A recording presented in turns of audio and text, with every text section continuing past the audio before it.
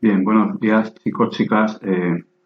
Vamos a comenzar hoy con el tema 9, ¿de acuerdo? Lo primero que vamos a hacer va a ser dar un repasillo aquí sobre el libro a la primera parte y luego ya posiblemente iremos mandando vídeos en los que os iré explicando las distintas partes del tema, pero ya con una pizarra adelante, ¿vale? Para que la cosa sea un poco más amena, que no consista solamente en que vosotros leáis y poco más. La idea es que esta primera parte sí la echéis un vistazo, porque bueno, es una introducción histórica de, de este tema, de esta parte de las matemáticas, que es la estadística y la probabilidad, ¿vale? Echáis un vistacito, porque posiblemente si al final hacemos algún test, alguna de las preguntas las tenéis que sacar de aquí. Bueno, si no lo leéis ahora, pues lo tendréis que leer el día que hagáis el test, ¿vale?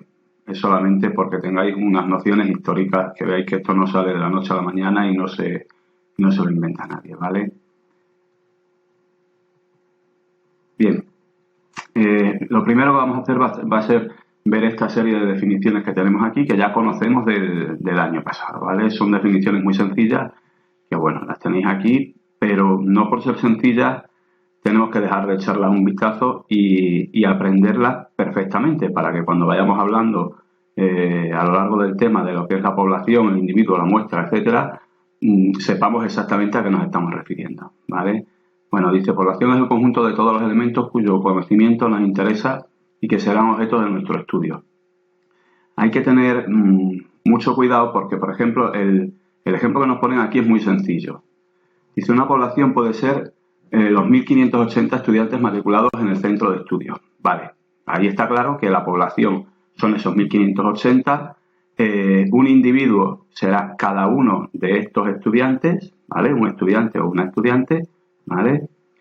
Y la muestra, bueno, en este caso, como son 1.580 estudiantes, extraemos de esos 1.580 un subconjunto, es decir, un número mucho más pequeño que nos sirva para realizar nuestro estudio. Por ejemplo, podemos hacer un estudio que sea de 100 de esos estudiantes y luego ya extrapolaremos los resultados a los 1.580. Luego un poquito más abajo lo volvemos a explicar, ¿vale? ¿Qué ocurre? Pues que no siempre las cosas son tan claras. Por ejemplo, si queremos hacer un estudio del número de personas que viven en cada casa en Trujillo, la población ahora sería todas las casas que hay en Trujillo. ¿De acuerdo? Cada una de las casas, cada una de las viviendas que hay en Trujillo. ¿Vale? Los individuos serían, un individuo, perdón, sería una de esas casas. No la gente que vive dentro ni nada de esto, ¿de acuerdo? Una de esas casas. Y una muestra sería, pues bueno, coger un número determinado de esas casas para hacer el estudio y después extrapolar los resultados a todas las casas. Por ejemplo, coger 60 casas de Trujillo y hacer el estudio que sea en esas 60 casas. ¿Vale?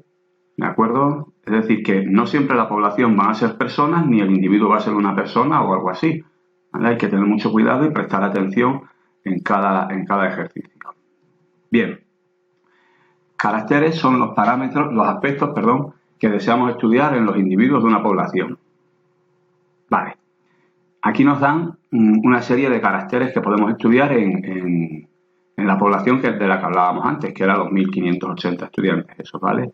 Por ejemplo, la edad, la altura, el peso, el color del pelo, cómo llegan al centro, si es en bici, si es andando, si es como es, número de personas que viven en su casa, preferencias en la lectura, etcétera, ¿vale? Esas son las cosas que nosotros podemos estudiar. Bueno, pues a esos aspectos que podemos estudiar de estos individuos se llaman caracteres. Y la variable estadística son los posibles valores que pueden tomar estos caracteres. De hecho, siempre hablaremos de variable estadística y casi nunca de caracteres. ¿De acuerdo? Perdón. Por ejemplo, si estudiamos la edad, el carácter, la edad, la variable estadística oscilaría entre, no sé qué tipo de centro es, pero bueno, vamos a suponer que es un centro como el nuestro, pues oscilaría entre 3 y 18 años. ¿De acuerdo? Es decir, la variable estadística podría tomar todos esos valores. 2, 3, 4, 5, 6, así hasta 18. ¿Vale? Si es la altura, pues entre 50 centímetros y 200 centímetros. El peso, pues bueno, ¿vale? Si es, por ejemplo, el medio de transporte, pues tendríamos que acotar un poco en qué medios pueden venir. En este caso serían en autobús, en coche, en moto, andando y si alguno viniera en bici, en bici. ¿De acuerdo? Y si estudiásemos las preferencias en la lectura, aquí sí que tendríamos que tener, a la hora de realizar nuestro estudio, una serie de respuestas claras.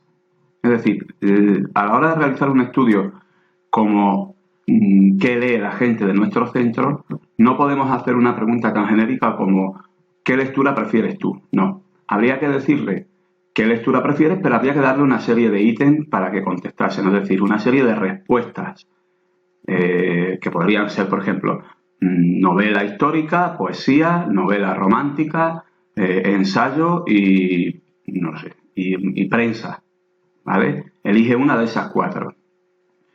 Posiblemente le podríamos poner a lo mejor otra posible respuesta que fuera otros, pues vale. Pero no le puedes preguntar a la gente que qué preferencia de la lectura tiene, porque si no cada uno te puede dar una respuesta completamente distinta y no habría forma de trabajar con esos resultados de esa variable estadística, ¿de acuerdo? Pues bien, como veis, las variables estadísticas pueden ser cuantitativas o cualitativas. Cuantitativas significa que toman valores numéricos y cualitativas que no toman valores numéricos. Por ejemplo, en el caso de aquí arriba, la variable edad sería cuantitativa porque la respuesta a la edad de una persona es un número, la altura y el peso también son cuantitativas, pero el color del pelo y cómo llegan al centro serían variables cualitativas. Color del pelo, rubio, moreno, castaño o pelirrojo, pues la respuesta no es un número, no toma valores numéricos, ¿de acuerdo? Y dentro de las variables cuantitativas hay que diferenciar entre variables cuantitativas discretas y continuas, ¿vale? La variable cuantitativa discreta cuando solamente puede tomar valores aislados. Por ejemplo, la edad de una persona es una variable cuantitativa discreta. ¿Por qué? Pues porque puede tomar valores muy concretos. En este caso de los niños, del centro hemos dicho que oscilaría entre 3 y 18. Pues la variable cuantitativa esa es discreta porque solamente puede valer 3, 4, 5, 6, etc. No puede valer 3,327. ¿De acuerdo? Cuando a ti te preguntan la edad, tú simplemente dices los años que tienes, 14, 15 o 16. No dices los años, los días, los minutos y los segundos. Bien, una variable cuantitativa continua, es cuando puede tomar valores dentro de un intervalo. Por ejemplo, cuando preguntamos la altura, aunque la variable en principio también podría ser discreta, porque si medimos en centímetros, por ejemplo, un niño de nuestro centro puede medir o 50, o 51, 52 o 53, así hasta 195 centímetros, por ejemplo. Pero como hay tantísimas respuestas posibles, conviene agrupar esos datos en intervalos, con lo cual estaríamos trabajando con la variable como si fuera una variable cuantitativa continua. Es decir, nosotros tendríamos que dar la siguiente respuesta. Cuando me preguntan mi altura, tendríamos que decir, pues estoy en el grupo entre 50 y 60 centímetros, o entre 60 y 65 centímetros, o entre 60 y 70 centímetros, o entre 70 y 80, 80 y 90, 90 y 100, y así hasta llegar a los 200, por ejemplo. ¿Vale? ¿De acuerdo? Bien. Ahora, la estadística puede trabajar de dos formas distintas. Nosotros nos vamos a centrar en la primera, esta estadística descriptiva que dice aquí, ¿vale? Es la con la que nosotros vamos a trabajar. Vale.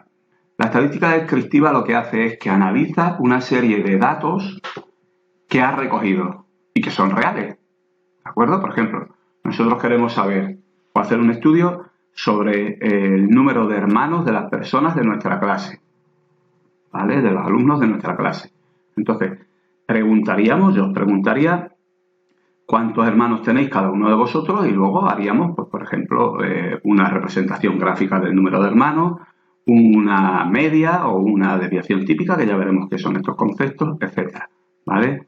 Sin necesidad de suponer o extrapolar ningún resultado. Sin embargo, la estadística inferencial lo que hace es lo siguiente. Si la población, por ejemplo, es muy grande, ¿vale? Tomaríamos una muestra. Es decir, nosotros vamos a realizar el mismo estudio, el número de hermanos que tiene cada individuo, pero en lugar de solo los 16 alumnos que hay en nuestra clase, vamos a hacerlo sobre todas las personas que hay en Trujillo. Vale. Prácticamente es inviable, es imposible preguntar a cada persona que hay en Trujillo cuántos hermanos tiene. Entonces, ¿cómo haríamos esto? Cogeríamos una muestra, ¿de acuerdo? Es decir, elegiríamos al azar a un número de personas mucho menor. Si en Trujillo hay aproximadamente 10.000 personas, pues nosotros vamos a coger una muestra de 200 personas, ¿vale? Y le vamos a preguntar a esas 200 personas que cuántos hermanos tienen, ¿de acuerdo? Y resulta que de esas 200 personas nosotros hacemos la media de hermanos que tienen y sale que como media, o de media, perdón, esas personas tienen, yo qué sé, 2 hermanos cada una. Eso de media. Bueno, pues inferimos, por eso se llama estadística inferencial, inferimos que como media todas las personas de Trujillo van a tener esos 2 hermanos, ¿de acuerdo? Es decir, en cierto sentido nosotros nos estamos inventando, suponiendo el resultado final. Esto es lo que se hace, por ejemplo, cuando se hacen estudios para ver qué va a votar la gente en unas elecciones. Entonces te dicen, pues, se ha hecho una encuesta y la intención de voto es que tal partido va a obtener un 50% de los votos de todos. Bueno, esa encuesta no se ha hecho a todas las personas de España, ¿vale? Simplemente se ha cogido una muestra representativa, es decir, una muestra lo suficientemente grande. No se lo puedes preguntar a 3 personas y ya está, se lo tienes que preguntar a muchas, ¿vale? Y después suponemos que si, por ejemplo, 5.000 personas de toda España han dicho que van a votar, de esas 5.000 personas, perdón, han dicho que van a votar a no sé qué partido, 2.500, pues de toda la población de toda España, la mitad va a votar a ese partido, ¿de acuerdo? Eso es lo que se hace. Luego, pues hay veces que las cosas pues no son lo que uno se espera y resulta que luego sale cualquier otro partido, ¿vale? Pues venga. Bien, a la hora de realizar un estudio estadístico, estos estudios llevan una serie de fases, ¿vale? Es decir, hay una serie de pasos que tenemos que ir dando, ¿de acuerdo? Primero dice, seleccionar los caracteres que me interesan estudiar. Vale, yo quiero hacer, por ejemplo, un estudio en el colegio, sobre todo vamos a centrarnos en la parte de secundaria, en la ESO, de las horas que dedican cada uno de los alumnos a realizar sus tareas. Cuando digo realizar sus tareas, me refiero a hacer ejercicios, a hacer lo que nos manden, a estudiar y a todo lo que tenga que ver con el colegio por la tarde. ¿Vale? ¿De acuerdo? Dice, diseñamos y realizamos una encuesta. ¿Vale? ¿Cómo sería esta encuesta? Pues en este caso nosotros tendríamos que decirle a los alumnos que nos digan el tiempo que dedican a las tareas.